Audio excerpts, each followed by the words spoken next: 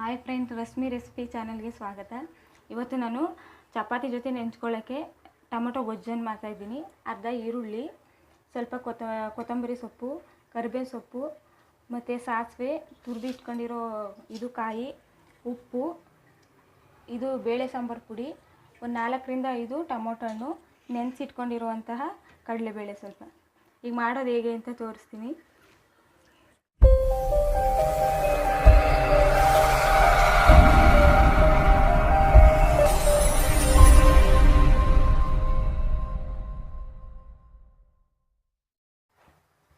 ಈಗ ನಾನು ಸ್ಟವ್ ಹಚ್ಕೊಂಡಿದ್ದೀನಿ.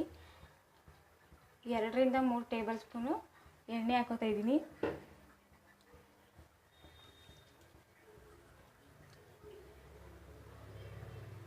ಎಣ್ಣೆ ಕಾದ ನಂತರ ಸ್ವಲ್ಪ ಸಾಸಿವೆ,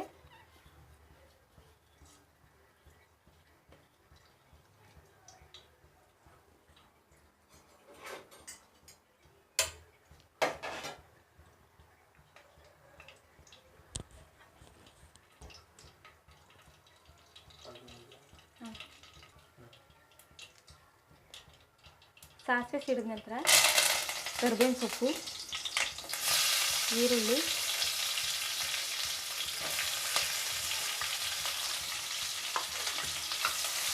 ಸ್ವಲ್ಪ ಚೆನ್ನಾಗಿ ಹಸಿ ವಾಸನೆ ಹೋಗೋ ತನಕ ಹುರ್ಕೊಬೇಕು. ಈರುಳ್ಳಿ ಬೇಯಕ್ಕೆ ಸ್ವಲ್ಪ ಉಪ್ಪಿನ ಪುಡಿ,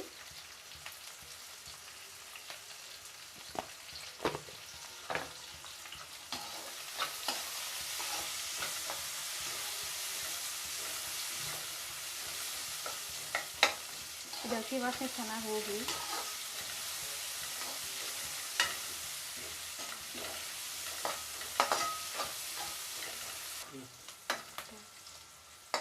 ಇದಾದಮೇಲೆ ಇದಕ್ಕೆ ಟೊಮೊಟೊ ಹಣ್ಣು,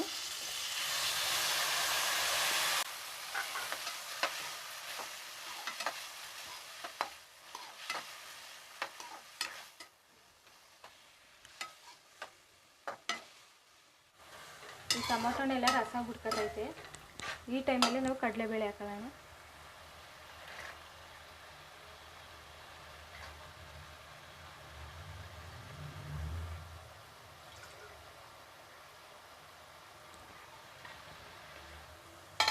ಹಾಕೊಂಡು ಚೆನ್ನಾಗಿ ಒಂದು ಮಿಕ್ಸ್ ಕೊಡೋಣ.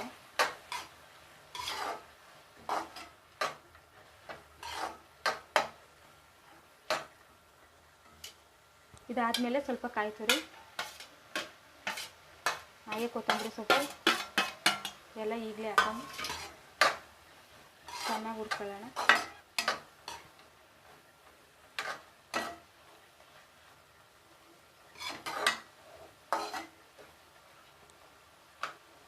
ಇದು ಸ್ವಲ್ಪ ಚೆನ್ನಾಗಿ ಬೇಯಲಿ.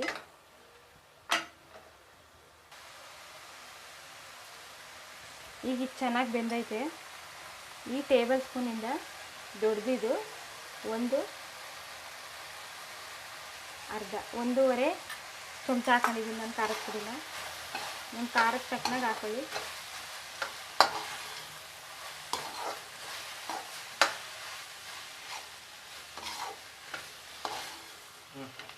ಈಗ ಸ್ವಲ್ಪ ನೀರು,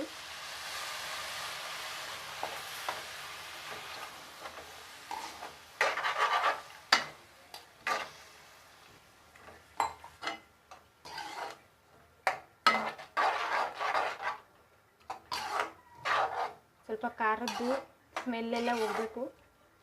ಆಮೇಲೆ ಕಡಲೆಬೇಳೆ ನೆಂದಿರೋದ್ರಿಂದ ಇನ್ನೊಂದು ಸ್ವಲ್ಪ ಚೆನ್ನಾಗಿ ಬೇಯಬೇಕಾಯ್ತದೆ. ಅದು ಬೇಯೋ ತನಕ ಸ್ವಲ್ಪ ಜಾಸ್ತಿ ನೀರು ಹಾಕಿ, ನಾನು ಈ ಲೋಟದಲ್ಲಿ 1 ಲೋಟ ನೀರು ಹಾಕಿದ್ದೀನಿ. ಇದಕ್ಕೆ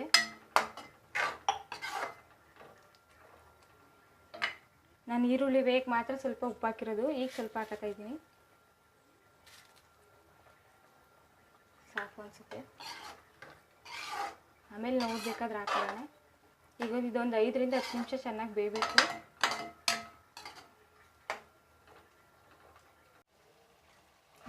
ನೋಡಿ ಫ್ರೆಂಡ್, ಇದು 5-10 ನಿಮಿಷ ಚೆನ್ನಾಗಿ ಬೆಂದಿದೆ. ಈಗ ಸ್ಟವ್ ಆಫ್ ಮಾಡ್ಕೊತೀನಿ. ಇದನ್ನೀಗ ಬೌಲ್ಗೆ ಸರ್ವ್ ಮಾಡ್ಕೊಳ್ಳೋಣ.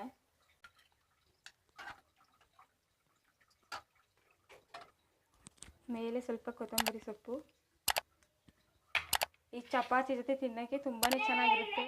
ಈಗ ರೆಡಿ ಆಯಿತು ಟೊಮೊಟೊ ಪಲ್ಯ ಚಪಾತಿ ಜೊತೆಗೆ ಸಾಫ್ಟ್ ಚಪಾತಿ. ಅದನ್ನು ಹೇಗೆ ಮಾಡೋದು ಅಂತ ಬೇಕಾದ್ರೆ ನೆಕ್ಸ್ಟ್ ವೀಡಿಯೋದಲ್ಲಿ ಹಾಕ್ಕೊಡ್ತೀನಿ. ಟೊಮೊಟೊ ಗೊಜ್ಜು ರೆಡಿಯಾಗಿದೆ. ತುಂಬಾ ಚೆನ್ನಾಗಿರುತ್ತೆ. ನಿಮ್ಮ ಮನೇಲಿ ಒಂದ್ಸಲ ಟ್ರೈ ಮಾಡಿ. ಈ ರೆಸಿಪಿ ಇಷ್ಟ ಆಗಿದರೆ ಲೈಕ್ ಮಾಡಿ, ನಿಮ್ಮ ಅನಿಸಿಕೆಗಳನ್ನ ಕಾಮೆಂಟ್ ಮೂಲಕ ತಿಳಿಸಿ ನನಗೆ. ಈ ಚಾನಲ್ಗೆ ಸಬ್ಸ್ಕ್ರೈಬ್ ಆಗಿ ನೋಟಿಫಿಕೇಷನ್ಗಾಗಿ ಬೆಲ್ ಬಟನನ್ನು ಒತ್ತಿ. ಬಾಯ್. ಧನ್ಯವಾದಗಳು ಫ್ರೆಂಡ್ಸ್.